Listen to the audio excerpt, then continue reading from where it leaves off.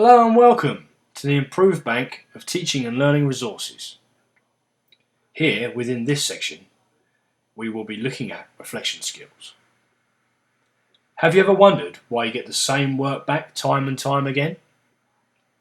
Or why your learners are unable to work independently without lots of help and guidance? And cannot recognise where they stand with their own learning? I have, but it's something we can work on. Here in these clips, you will see a variety of strategies for getting learners to reflect. Please note that throughout the clips, the learners are using Learning Smarter, our exclusive smartphone application. Please contact us if you'd like to know more. Enjoy. First question, so how did you get on with that task? Yeah.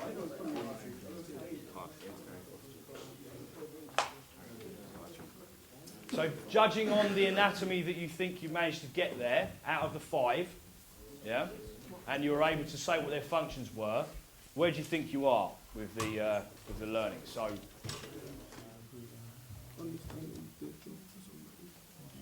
and how will you do this? So I want you to set a target for yourself for next week. Here learners had completed a recap of structure and function questions on anatomy covered in the previous lesson. Here the learners were asked to reflect upon their learning of this and identify how well they had done, then set actions for improvement.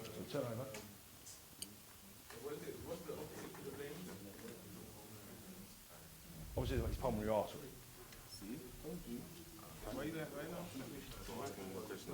Okay, so turn over.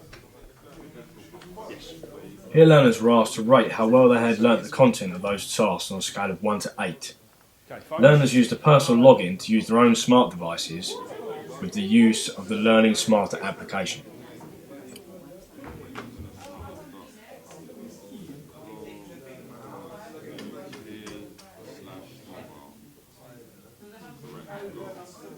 Okay, any luck? You're in. My phone?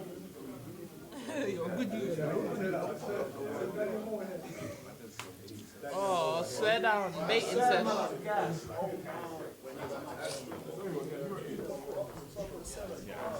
I want to please justify why you said 7. Yeah. I basically put 7 because I think I understand basically most of it, but I need to brush up on it a bit more to understand it fully. What kind of things you need to brush up on? Do you think? Understanding what each thing's actual role is and where they're exactly found. Good. All right. So that's we've mapped those now. So we're going to look at that again next week to see if those scores have improved. Yeah. That's the idea. We're going to use that as a measure. Get something down. What do you now need to work on for yourself and for next time? And how will you do this? The learners agreed the aims of the session near the start. These were tiered to ensure stretch and challenge. Here, towards the end of the session, learners reviewed their progress and set further action for next week.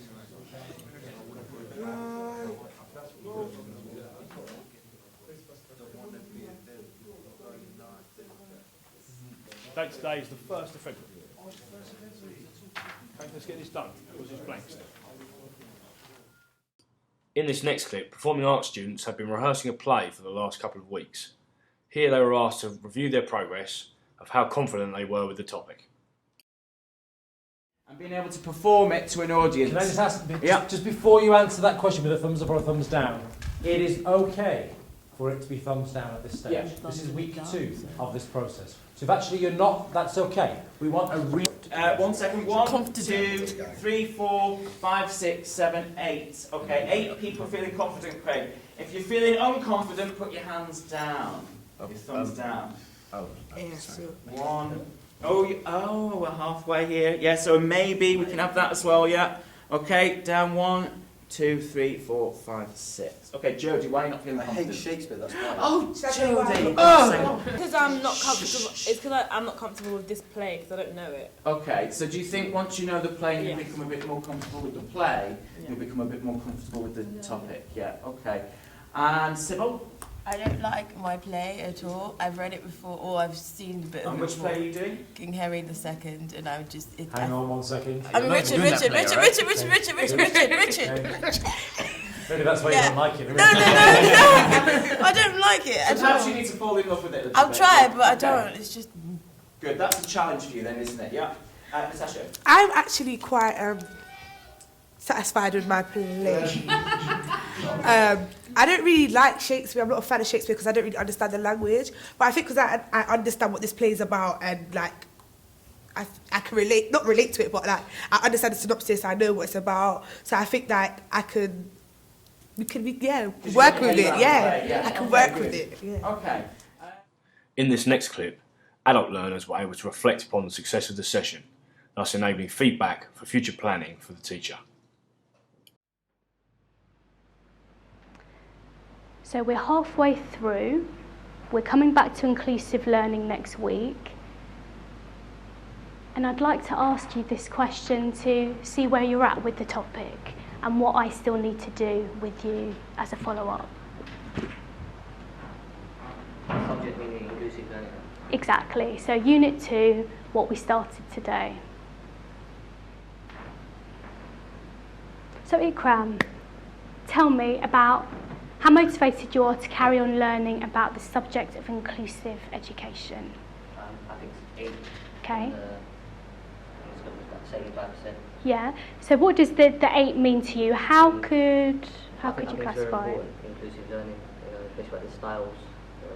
As a teacher, you'll know how your students, how they study best, how they perform. Mm-hmm. So obviously every style is important. Or, later on, even when they go to the workplace. So as a teacher, you'd want to help them develop their weaker styles. So that's why I think 8.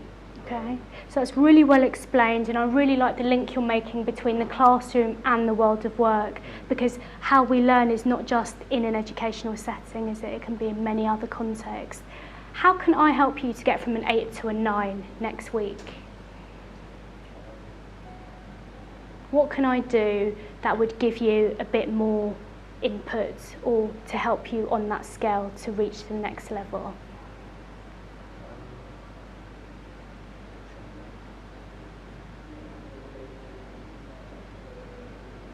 Or what do you need more of? Let me change the question. I think the way of teaching now is that the way you teach, it touches everything. So, the way you teach, I would always say 10. Mm-hmm. Like, the way your teachers are supposed to, go through everything. Mm-hmm. But with someone else, then, obviously how they teach and then I would recommend other methods. Mm-hmm. So thank you. So what I'm going to then do is I'm going to give you a bit more input to get that knowledge from an 8 to a 10. That was The Reflective Learner by Improve. Thanks for watching, and we hope you found it useful. Please look out for further instalments on our virtual learning environment and best practice database. We hope to see you soon.